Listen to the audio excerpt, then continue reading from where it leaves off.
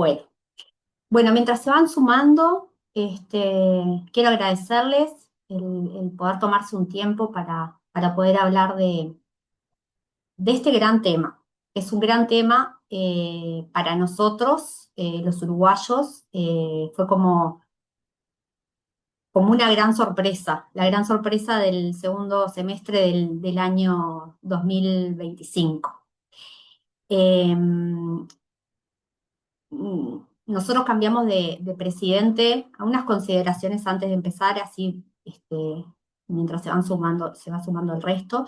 Nosotros cambiamos de presidente en el mes de marzo y por ley, en los primeros meses del año, el nuevo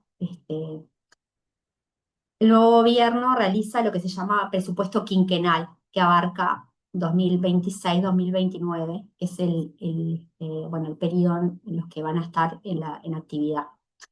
Entonces, en esta ley de presupuesto, que es como una gran ley ómnibus, en general hay ciertos cambios. Pero nunca esperamos realmente que fuera una reforma tributaria propiamente dicha. La idea es, en otras leyes de presupuesto anteriores han habido, sí, cambios tributarios, pero de mucha menor envergadura, ¿sí?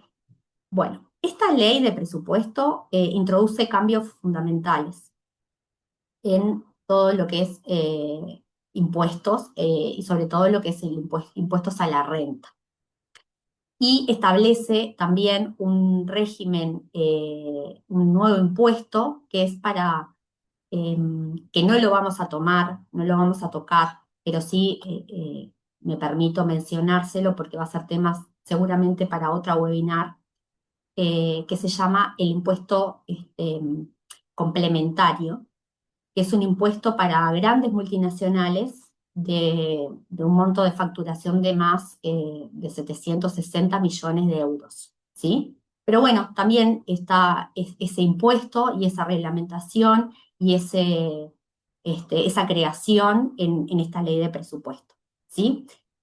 Esa es la primera consideración. Estos cambios vienen introducidos en esta ley que se aprobó ahora, hace poquito, el 9 de diciembre terminó su proceso en nuestro Parlamento, fue promulgada hace 10 días y ya entró en vigencia. Así que fue todo como muy rápido, muy vertiginoso, y aún esta primera presentación también me permito comentarles, es una presentación con lo que hay, ¿tá? De esta ley. Esta ley ya fue aprobada en el Parlamento, fue promulgada, pero aún falta muchos decretos digamos, de que el Poder Ejecutivo tiene y debe aterrizar ciertas situaciones que, bueno, que aún no se han reglamentado. Entonces, esto como una primera aproximación bueno, a los aspectos tributarios más significativos, a los cambios, y sobre todo en los impuestos a la renta, los cambios más significativos que trae esta ley de presupuesto. Desde ya, otra consideración es que hay muchas zonas grises, esto es, la casuística es infinita, entonces esto es como un esqueleto para que, bueno, formarse una idea aproximada y luego, cuando el Poder Ejecutivo vaya reglamentando las situaciones, poder ir aterrizando a la realidad cada caso, ¿sí? Desde ya estoy abierta a todas las consultas, a poder tener reuniones para discutir cada caso en particular. Eh, yo no sé si me presenté, perdón, soy Virginia Domínguez, pertenezco a Mont Group y desarrollo las actividades aquí en Uruguay, ¿sí? Bueno, entonces vamos a empezar con esta ley que, como dije anteriormente, fue toda una sorpresa y nos trajo muchos dolores de cabeza en los últimos meses. Bueno, hay 4 grandes temas que vamos a tratar. El primer tema, que creo que es el gran tema, es todo lo que se llama régimen de impatriados, tax holiday, para, que es el nombre que en general se usa más, pero es el régimen de impatriados, que trae cambios importantes y significativos, ya está funcionando. Es a partir de enero del 2026. Después vamos a ver otro tema que es la distribución de dividendos grabados por el IRNR. El IRNR es el impuesto a la renta de los no residentes.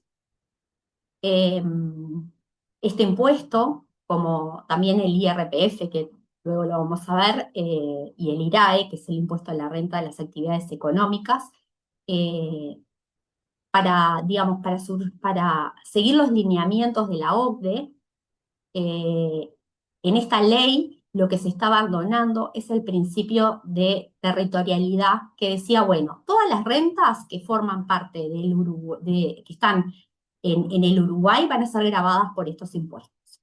¿Ah? Este principio se abandona en esta ley, ¿sí? De acuerdo a, bueno, diferentes situaciones y lineamientos que los vamos a ver punto por punto. Luego vamos a ver de forma muy rápida lo que son las rentas del exterior del IRPF, que son también es el otro impuesto a la renta de personas físicas, eh, que bueno, que trae aparejada muchas situaciones que yo traté en esta presentación de ponerlos, eh, digamos, de cumplir con una casuística amplia a través de diapositivas, pero bueno, las vamos a ir viendo y es como que cada situación es como un mundo aparte, ¿sí? Y después vamos a ver todo lo que es los cambios que trae aparejada esta ley en las ventas indirectas transnacionales, que son las ventas de acciones, ¿sí? Bueno, primer punto. Vamos a ver, régimen de impatriados. En el régimen de impatriados, que es el tax holiday, yo traté de hacer hasta el 31 de diciembre, hasta hace 15 días, lo que funcionaba, o el régimen anterior, lo que decía era que, bueno, que una persona física podía adquirir la residencia fiscal, ¿va? A partir de determinadas condiciones. Estas condiciones eran, así, sí, estas condiciones eran que podían cumplir 183 días en Uruguay sin necesidad de ninguna inversión. Entonces, ya, digamos, cumplían con esa condición y podían optar por tributar por las rentas de capital inmobiliario del exterior por IRNR por 10 años más el año, siempre se dice 10 años más el año en el que se otorga la residencia, que generalmente es como un año partido, porque a veces el trámite sale en junio, entonces, bueno, por esos 6 meses, de junio a diciembre, se otorgaba también esa residencia, entonces cuando se optaba por IRNR, por 11 años quedaba exonerado, ¿tá? O podían tributar por una tasa indefinida de un 7%, ¿tá? O sea que en esa situación no se cumplían los 11 años, sino que, bueno, decían, bueno, yo no opto por IRNR, opto por tributar a una tasa del 7% para siempre, ¿tá? Y bueno, y las condiciones que tenían que tener esa persona que quería ejercer esa residencia fiscal era o tener 183 días en el país o cumplir con dos requisitos. Una presencia efectiva de 60 días, que podían ser discontinuados, pero bueno, 60 días en el año, y una inversión de más o menos unos 555, 560 mil dólares en una propiedad inmueble en el territorio. ¿Ah? Esta opción la podían ejercer por única vez. ¿Ah? Y eran solo por los rendimientos de capital mobiliario. Ese era el régimen de tax holiday hasta hace 15 días. En este nuevo escenario que establece la ley de presupuesto, lo que se dice es, no, ya no corre más este escenario. Para ser residente fiscal, ahora lo que sí necesitamos es tener una no inversión de 183 días, o sea, una persona que viene aquí y que se establece en Uruguay por 183 días. En general se entiende que el núcleo de actividades está acá, bueno, que tiene ya sea un trabajo o una familia, que bueno, que lo obliga o quiere a establecerse acá en Uruguay. ¿Ah? Entonces eso, bueno, sigue. Se elimina el requerimiento de 60 días de plazo, o sea que de 60 días de permanencia, o sea que ahora ya no va a importar si uno está un día, 2 días o 20 días o 60 días, o sea que eso ya no es una condición para establecer la residencia fiscal acá en Uruguay.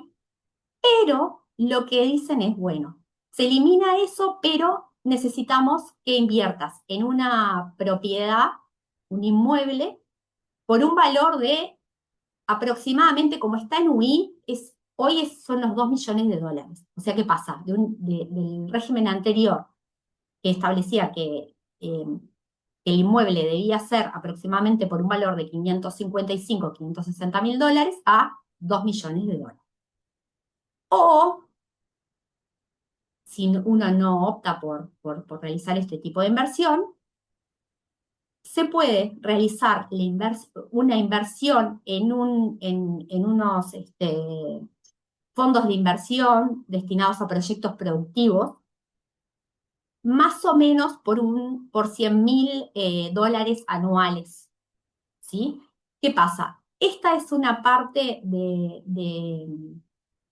la ley que aún no está siendo formalizada, no ha sido aterrizada en un decreto del Poder Ejecutivo. Aún estamos esperando que el Poder Ejecutivo diga, bueno, cómo se va a realizar la inversión, quiénes son esos fondos productivos, bueno, demás detalles. Pero hasta ahora se sabe que la persona que opte por obtener el tax holiday a partir de ahora, de enero del 2026, tiene que realizar una inversión de ese potencial de 2 millones de dólares o por año hacer este tipo de inversión en estos fondos por 100 mil dólares anuales. La condición sigue siendo no haber sido residente fiscal en años anteriores y no haber hecho opciones anteriores. O sea que corre para los que inician el proceso de residencia fiscal. ¿Sí?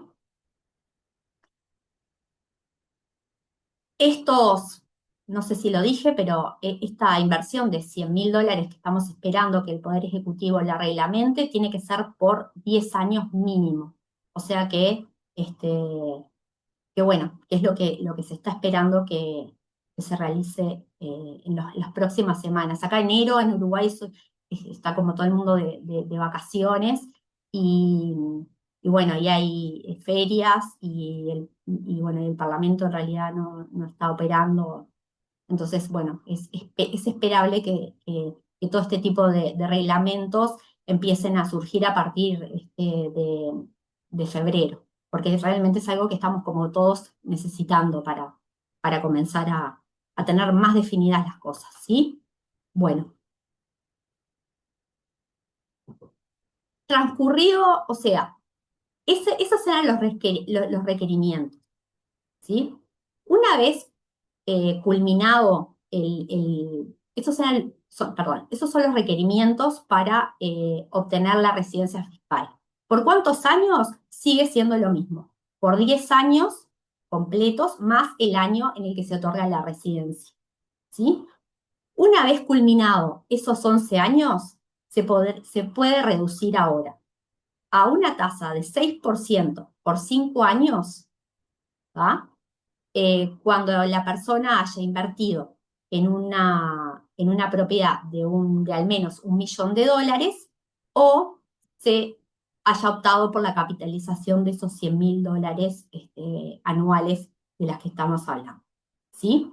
También hay otra tercera opción que también estamos esperando que se reglamente, a ver desde cuándo, que es tributar por 300 mil dólares fijos, no se les pide comprobantes, no se les pide nada, este, por un monto anual de 300 mil dólares, ¿sí? Reducido a 200 mil en el caso de todos los ejercicios que la persona cumpla con el periodo de permanencia de 183 días. Es medio como confuso, pero se puede decir, yo, Juan, tengo $300.000, estos $300.000 voy a tributar por estas rentas por indefinidamente, ¿sí? Y en los casos en los que Juan tenga permanencia en Uruguay eh, de 183 días, ese monto de 300.000 se reduce en 200, ¿sí? Y esta opción es por 20 años, hasta 20 años. Eso es lo que dice la ley, ¿sí? Entonces, redondeando, cambian las condiciones del tax holiday. Ahora la inversión en inmuebles es de $2 millones o la necesidad de invertir un monto de $100.000 en estos fondos, que bueno, estamos esperando la reglamentación. El plazo sigue siendo lo mismo, son 10 años completos más el año bueno, en el que se otorgue la residencia. Y la opción es, luego de eso, perdón, la persona puede optar por tributar el IRPF como cualquier residente o el IRPF al 50% por 5 años en las condiciones en que se haga esta inversión de $100.000 o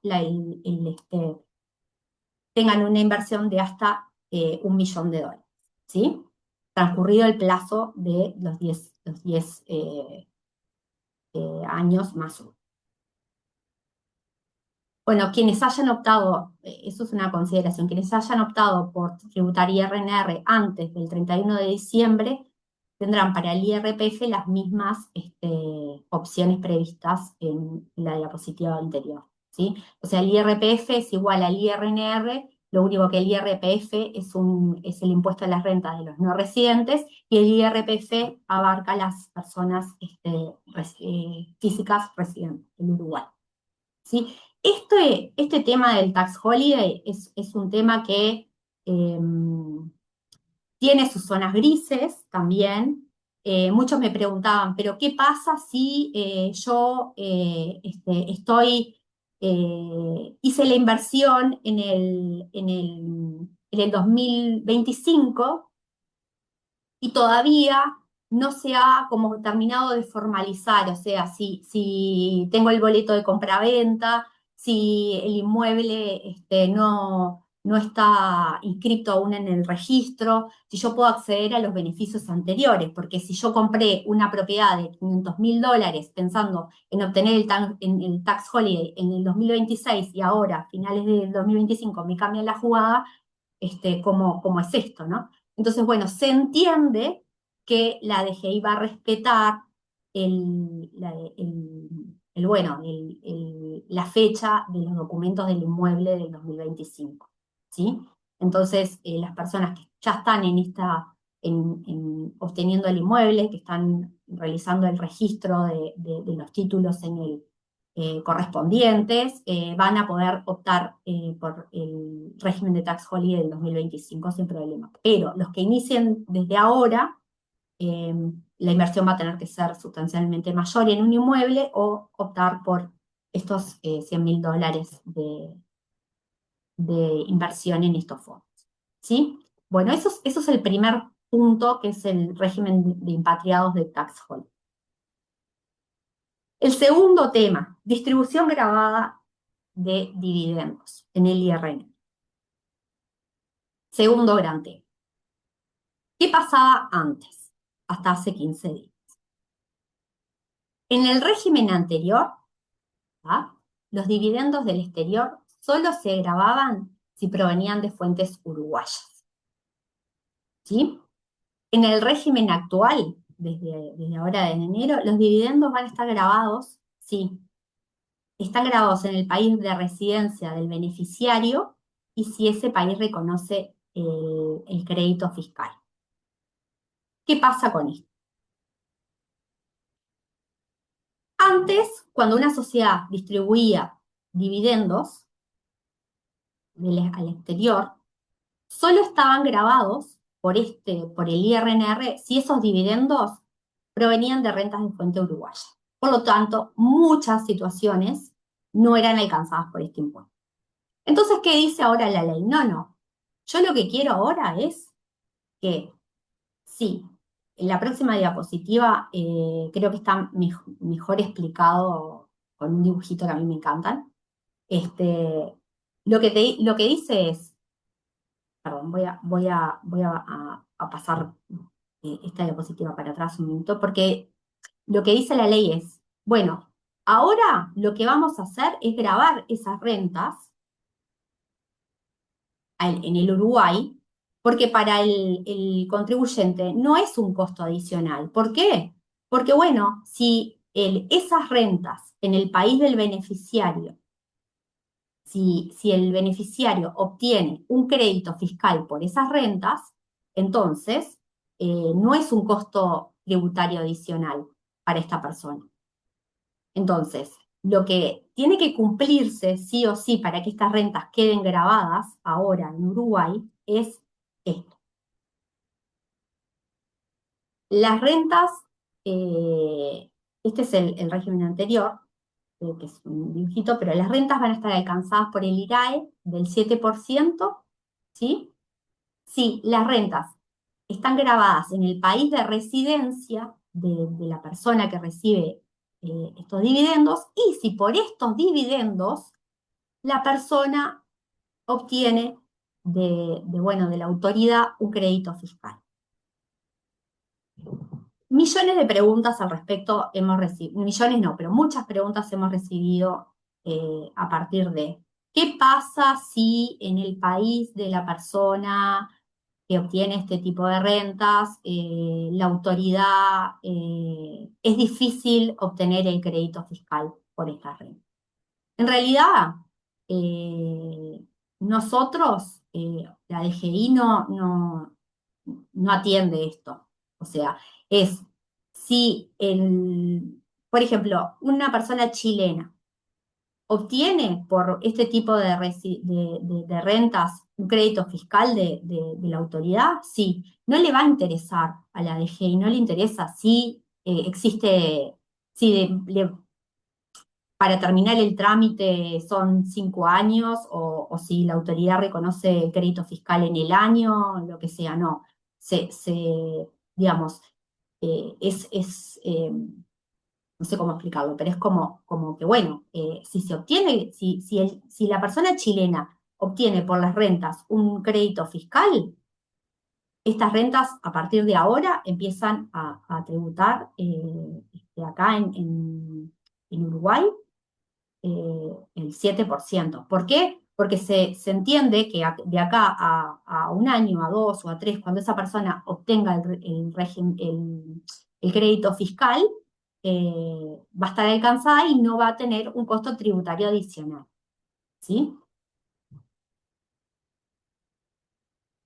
Vuelvo de nuevo, no quiero ser repetitiva, pero vuelvo de nuevo a las consideraciones del principio. En esta ley, en realidad lo que se busca es que, bueno, que todas las rentas que tributen, que no estaban alcanzadas por el principio de territorialidad que regía todos estos impuestos, ahora empiecen a tributar.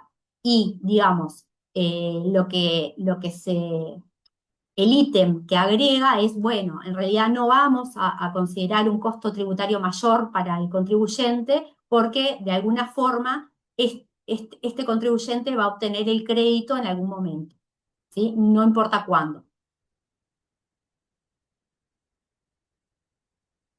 Ese fue el segundo tema, como muy esquemático, pero es, este, es lo que, bueno, es el cambio de las rentas del IRNR. Para hacer un muy breve resumen, si antes esas rentas no estaban alcanzadas por el principio de territorialidad, porque solo estaban grabadas las rentas de fuente uruguaya por IRAE, ahora lo que dice es, bueno, no, vamos a grabar estas rentas al 7%. Obviamente, en países donde hay convenios de doble tributación se va a respetar el convenio. Eh, yo creo que en Chile, si mal no recuerdo, es un 5%, entonces en vez de de un 7% va a ser un 5%.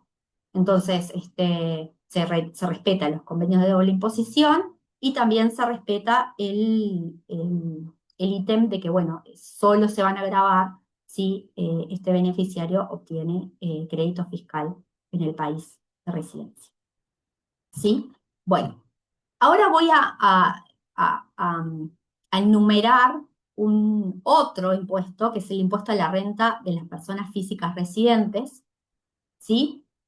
Eh, que bueno, lo voy a enumerar un poco más rápido porque entiendo que la mayoría de ustedes son personas no residentes, ¿sí? Pero bueno, de nuevo y la casuística es muy amplia, ¿sí? Y quiero llegar como a explicar bien el tema de la venta de acciones, es otro tema, gran tema que introdujeron en esta ley.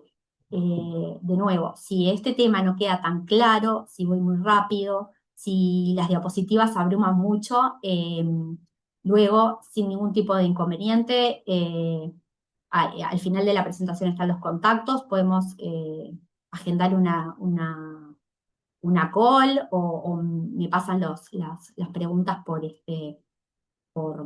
mail, por el chat y estoy a las órdenes, ¿sí? Pero bueno, no quería dejar de introducir este tema que realmente es como también importante. Antes, hasta diciembre, también, ¿qué era lo que grababa el impuesto a la renta de las personas físicas? Grababa solo los rendimientos de capital mobiliario, o sea, los intereses y dividendos, que estaban grabados y están grabados por un 12%, ¿sí? Eso es hasta diciembre. En el régimen actual se amplía el escenario. O sea que dice, no, no solo van a ser los rendimientos de capital inmobiliario, ahora también los inmobiliarios. O sea que van a ser por un alquiler de una persona que tenga un alquiler en el exterior, lo va a grabar. Entonces, amplía el escenario, movimientos de capitales, no solo los intereses y los dividendos, sino también los inmobiliarios, y a qué tasa, al 12%. Y también los incrementos patrimoniales. Una persona que quiera comprar un inmueble, antes no estaba considerado, no estaba alcanzado, pero ahora sí, y se empieza a grabar un 12%. No quedan alcanzados a título bueno, de informativo, son las rentas derivadas de explotaciones de llaves, marcas, patentes, modelos industriales, derechos de autor, derechos federativos de deportistas, regalías y similares, y la explotación de imagen e instrumentos financieros derivados. Pero el resto de las rentas empiezan a quedar están grabadas por este impuesto, ¿sí? Después dice, las rentas de capital de fuente extranjera obtenidas por una sociedad del exterior uruguaya van a ser imputadas directamente al residente fiscal uruguaya si tienen un porcentaje de participación mayor o igual al 5%. O sea, ¿qué quiere decir esto? Que si una persona física tiene un porcentaje mayor de participación en un mayor o igual a un 5%, las rentas van a ser imputadas directamente al residente. ¿Sí? Y cuando tengan crédito fiscal.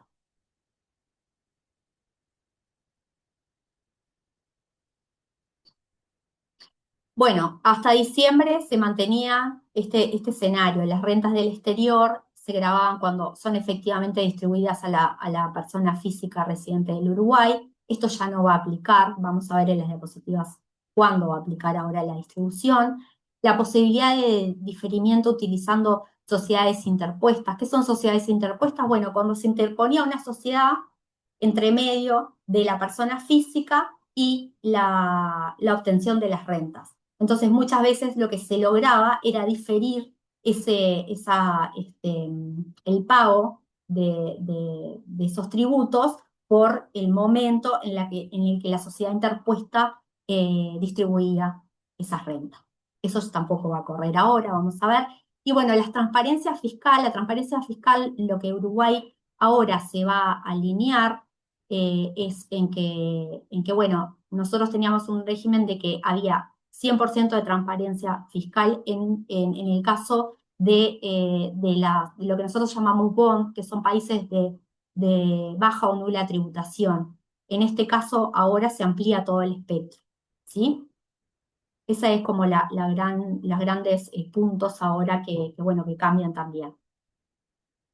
Vamos a ver, estas son como 5 diapositivas, pero voy a tratar bueno, de la idea, que capten la idea, y después, porque hay algunas que son un poco complejas, voy a ir un poquito rápido, pero para que tengan una noción básica de lo que quiere la ley. ¿Ah? Cuando una persona física invierte directamente en el exterior, ¿ah? Y obtiene rentas, esas rentas son alcanzadas por el IRPF, que es el impuesto a la renta de las personas físicas, a un 12%. ¿Sí? Este tipo de rentas estaban grabadas y continúan grabadas. Pero ¿qué pasa? Este es el caso 1, que es el caso general. ¿Sí?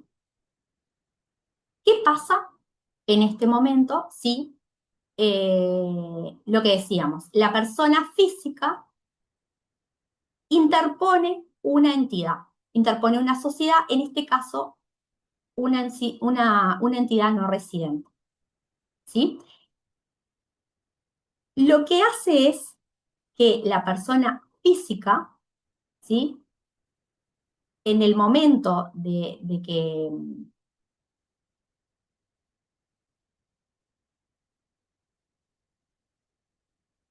perdón, la persona física va a quedar grabada cuando las rentas, ¿sí? Cuando esa sociedad no residente distribuya utilidades y ese beneficiario final tenga el porcentaje mayor al 5%, ¿sí? Entonces, en este caso, va a quedar grabado cuando la entidad no residente distribuya utilidades y esas rentas van a quedar grabadas al 12% y también como agregado, nuestro régimen permite que la persona física se designe, o la persona, sí, la persona física designe un representante que va a ser solidario. ¿Qué quiere decir esto? Que bueno, el representante es si esa persona no tributa por ese 12% cuando la entidad recibe utilidades, bueno, ese representante va a tener que tributar por la persona física, ¿sí?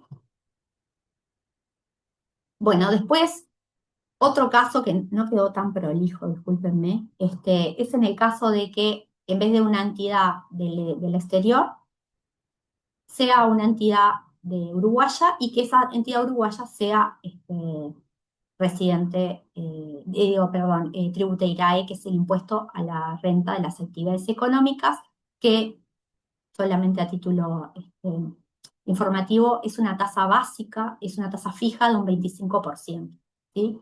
Ese es el IRAE de las actividades económicas acá en Uruguay. ¿Va? Entonces, lo que dice es, bueno, cuando las rentas, las inversiones alcanzadas por esas rentas, el IRAE, esa sociedad, eh, esas rentas, eh,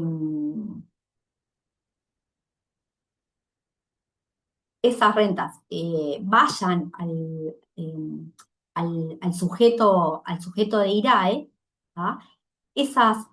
En ese momento en que las rentas pasivas eh, vayan al sujeto de IRAE,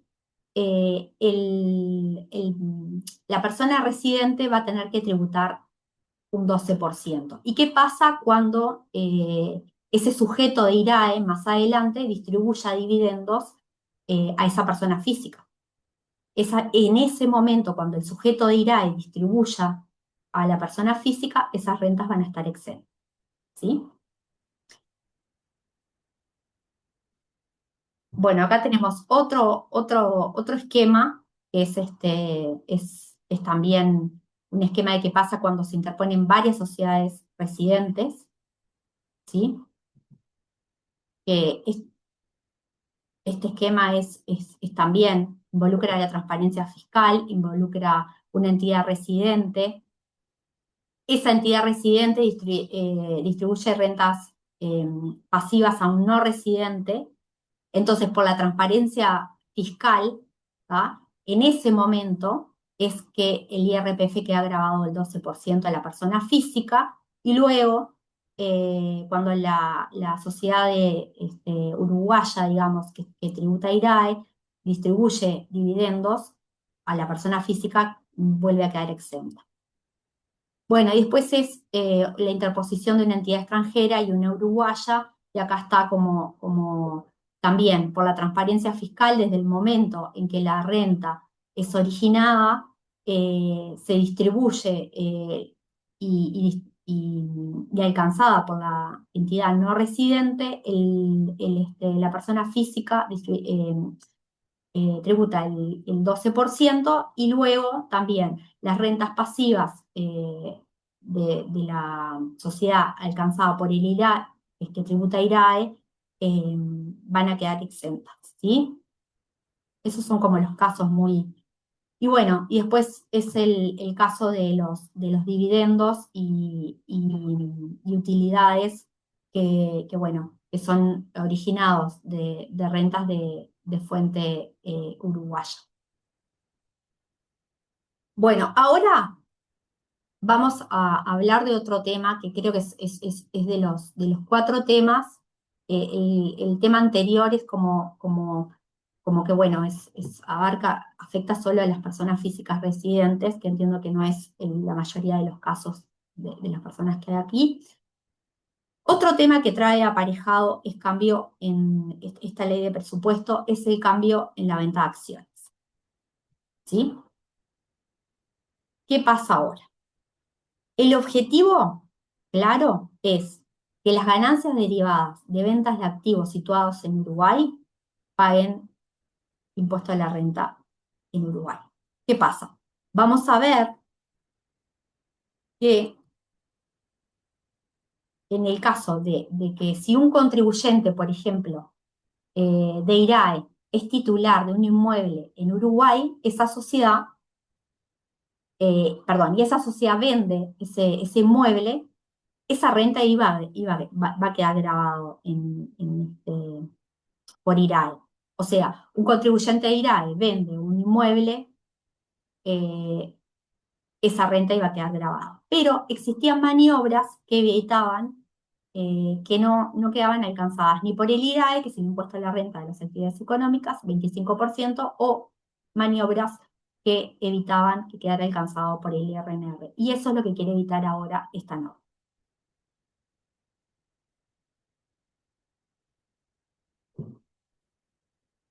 ¿Qué pasaba antes? Es que el problema es tal que en nuestro sistema, si se instrumenta que una sociedad, en lugar de comprar un inmueble, lo que hace es integrar dinero en una sociedad del exterior, o sea, al principio, esa sociedad lo que hacía era integrar dinero en una sociedad del exterior y esa sociedad era la que compraba el inmueble, por ejemplo, una sociedad panameña, no sé, eh, eso quedaba fuera del IRAD, ¿sí? Esto como un escenario, digamos. Eso es lo que quiere evitar esta norma. Lo mismo ocurría en otra situación, en el IRNR, que es el impuesto a la renta de los no residentes. ¿Qué pasaba si el titular del inmueble que está en el país es un no residente? Si lo vende, debería pagar el IRNR. Pero en lugar de comprar esa propiedad directamente, lo que hace es integrar en otra sociedad no residente. Y esa sociedad, esa segunda sociedad no residente, era la que compraba el inmueble. Bueno, esto también quedaba fuera del IRNR. Entonces, por esas rentas Uruguay no recibía ningún tipo de renta, de ganancia. Entonces, bueno, eso es lo que quiere evitar esta norma. Voy a leer, sé que es engorroso y todo, pero voy a leer este artículo, que es un artículo que realmente es como muy potente, y en la ley de presupuesto ha tenido como muchos apartados y muchos agregados, ¿sí? Es el artículo 644 de la ley, y lo voy a leer y luego lo voy a explicar, y luego hay un esquemita, porque es un artículo como que ha tenido como hay mucha información y la reacción no es la mejor, ¿sí? Entonces dice así, artículo 644. Las rentas correspondientes a la transmisión de acciones y otras participaciones patrimoniales de entidades no residentes, así como la constitución y cesión de usufructo relativo a las mismas, siempre que se verifique alguna de las siguientes condiciones consideradas en cualquier momento durante el periodo de 365 días anteriores a dicha transmisión. Y subrayo el periodo de 365 días. Siempre que eh, siempre que se cumpla alguna, y también subrayo el alguna, de las siguientes condiciones. A, que el 50% de su activo se integre directa o indirectamente por bienes situados en la República, valuados de acuerdo a las normas del IRAE. Facúltese al Poder Ejecutivo a establecer otra norma de evaluación de las participaciones patrimoniales a estos efectos, o B, el valor de bienes a los que se refiere al literal anterior supere los 31.500.000 UI. Facúltese al Poder Ejecutivo a establecer los términos y condiciones que se le da aplicación lo dispuesto en el presente número. Primero que nada, todavía el Poder Ejecutivo no se ha emitido, no se ha, no, no, no ha establecido decretos, por lo cual se entiende que hasta ahora los bienes están siendo van a ser evaluados por el IRAE, ¿sí? La explicación, lo que dice la norma, es que si la venta de acciones va a ser de fuente uruguaya, ¿ah? O sea que ahora se atrae eh, todas las demás, lo que antes no estaba alcanzado por, por, por el principio de la fuente. Si una sociedad en la que sus acciones se están vendiendo posee más del 50% de los activos situados en Uruguay. Y aplica en los casos en la que la sociedad no residente no tiene el 50% de los activos, pero en el valor absoluto superan una cifra que son aproximadamente, estos 31 millones de UI son aproximadamente, para que tengan una idea, unos 5 millones de dólares. ¿Sí?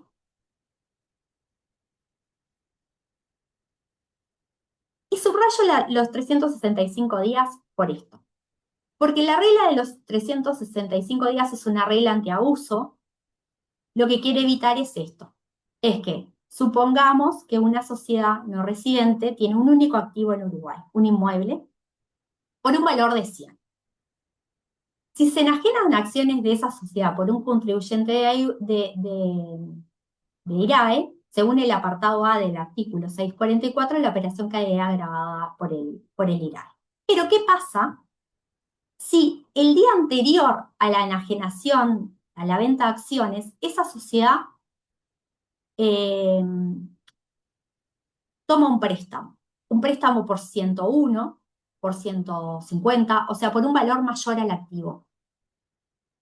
Entonces, de acuerdo a este artículo, no quedaría comprendido. ¿Ah? Entonces, lo que quiere evitar es ese lapso de tiempo, esos 365 días, en los que el porcentaje de activos es mayor, y no eh, días anteriores a la venta de acciones, contratar obligaciones para disminuir ese activo. No sé si queda claro o no, pero bueno.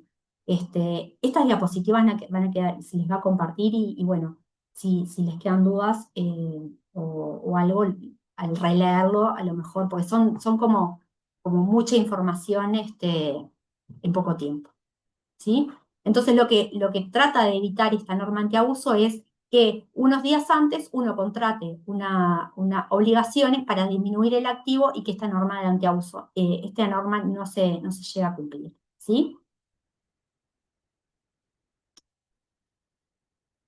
Luego, en el trámite parlamentario, en el trámite en el que pasó de la Cámara de Diputados a la Cámara de Senadores y volvió a la Cámara de Diputados y todo, hubo una necesidad que fue, a este artículo 644 se le agregó un apartado, que es el apartado B.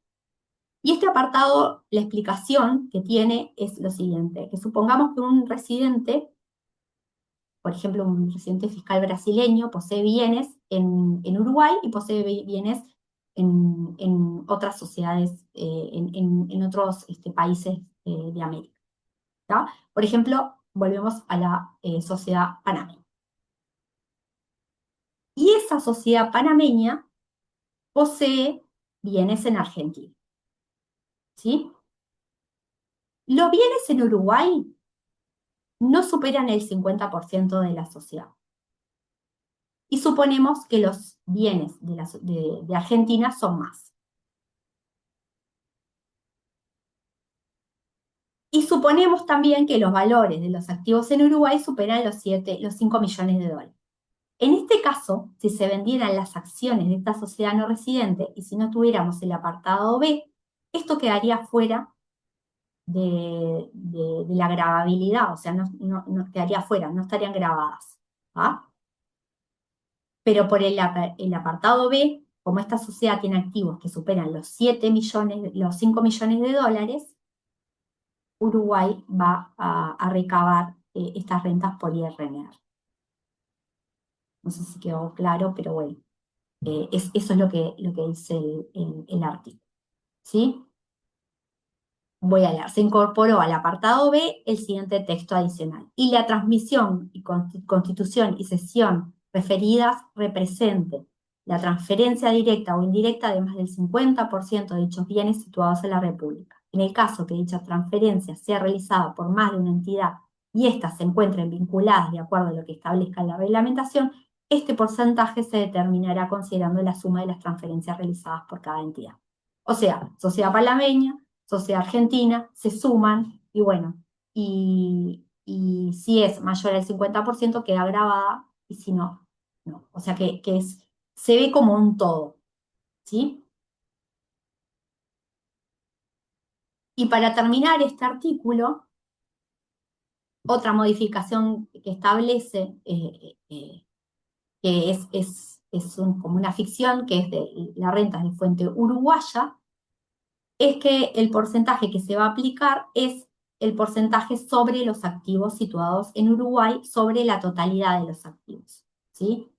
Entonces, la renta de fuente uruguaya se determinará aplicando la relación que guarden los activos situados en la República respecto, es un cociente, activos situados en Uruguay dividido los activos totales del grupo, ¿sí? Bueno, después,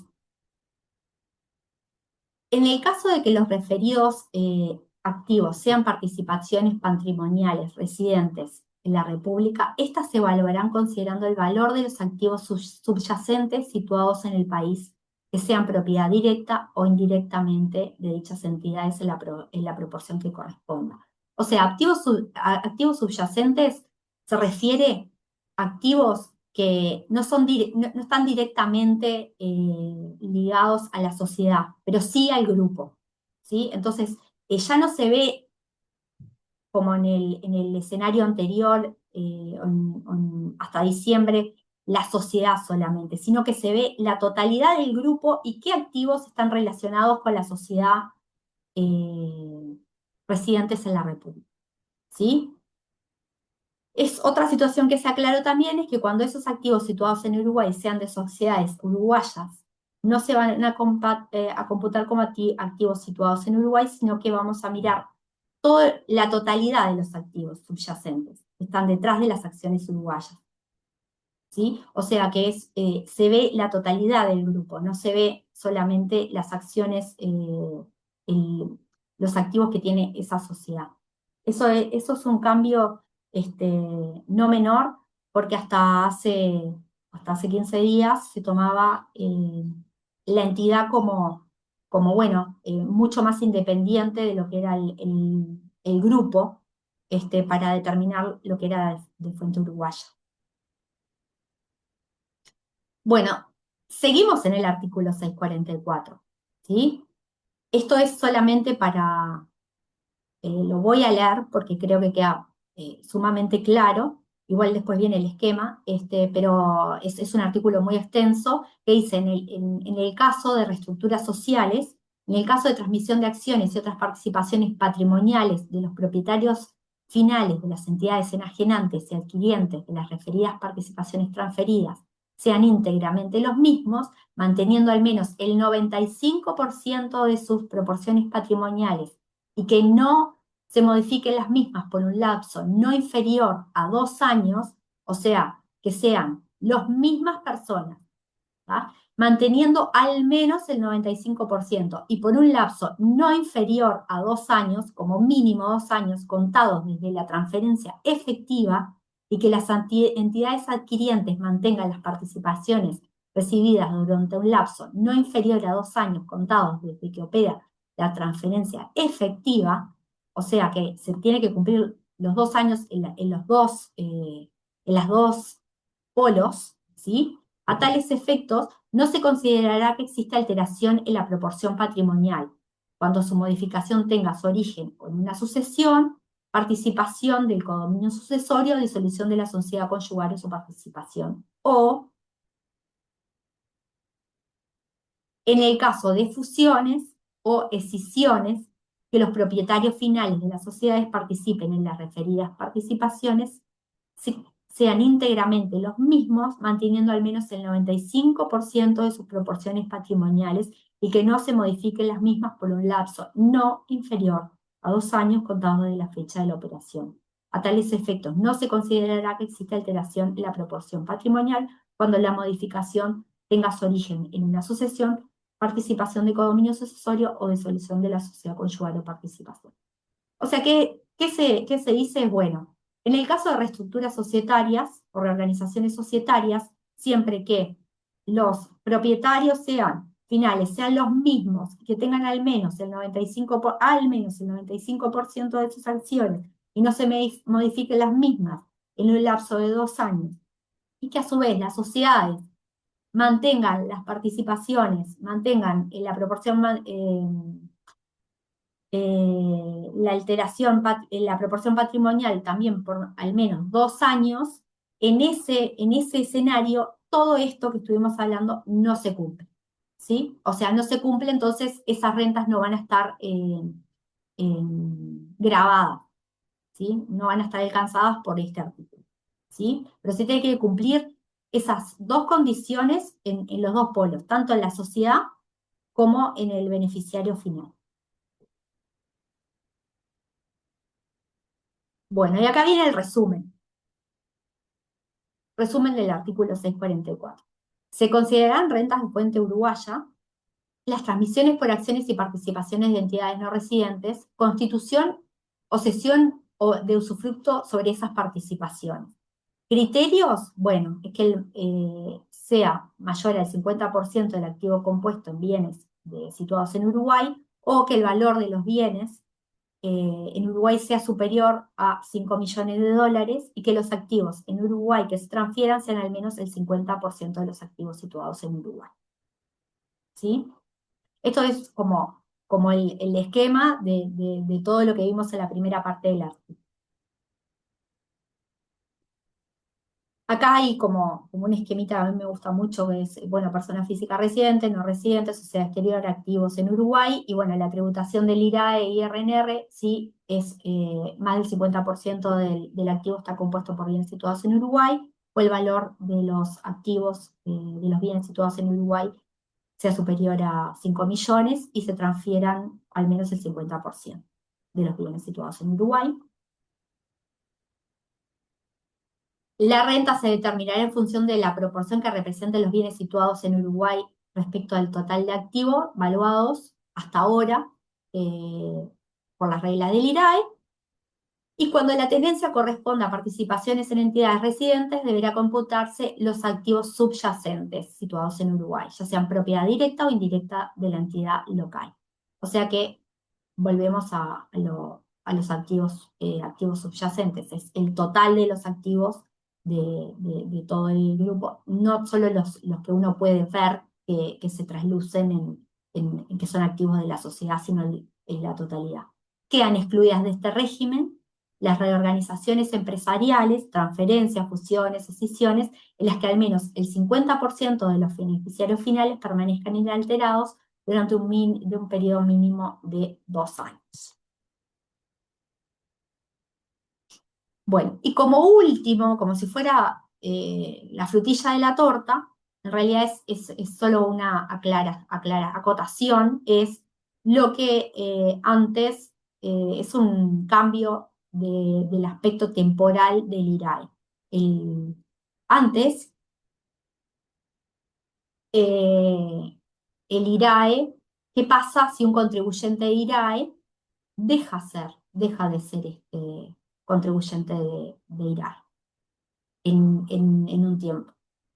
Deja de ser residente fiscal, por ejemplo, el 1 de agosto. Hasta, digamos, antes, esas rentas, como es por año civil, o sea, el año civil es del 1 de enero hasta el 31 de diciembre, lo que se hacía es, bueno, si el 31 de diciembre esa persona es no residente, no importa que haya estado desde el 1 de enero hasta el 1 de agosto como residente y tributando IRAE. Ahora es IRNR y todas esas rentas quedaban grabadas por IRNR en el año, como si nunca hubiese existido, como si ese contribuyente nunca hubiese sido contribuyente de IRAE. ¿Sí? Ahora, con las modificaciones del aspecto temporal, lo que se hace es como un cierre. Del 1 de enero hasta agosto se hace un cierre del IRAE, ¿sí? Y luego esa persona va a hacer su declaración jurada y va a tributar IRAE desde enero hasta agosto, y de agosto a diciembre va a tributar IRNR. ¿Y qué pasa con al año civil, digamos al 31 de diciembre? Que esas rentas, obviamente, que quedaron alcanzadas por el IRAE, van a quedar el IRNR y los accionarios.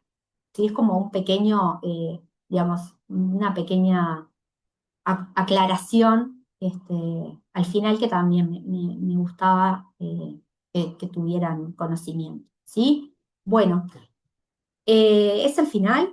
Desde ya muchísimas gracias por la atención, desde ya muchísimas gracias por tratar de entender esto, que en realidad lo estamos intentando aterrizar nosotros con lo que tenemos. Aún falta mucha información, los decretos del Poder Ejecutivo.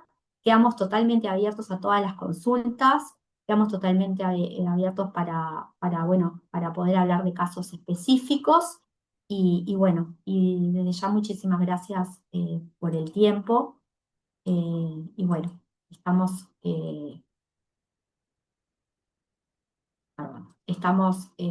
totalmente a disposición. ¿Sí? Bueno, que tengan un muy buen fin de jornada y bueno, nos estamos viendo. ¿Sí?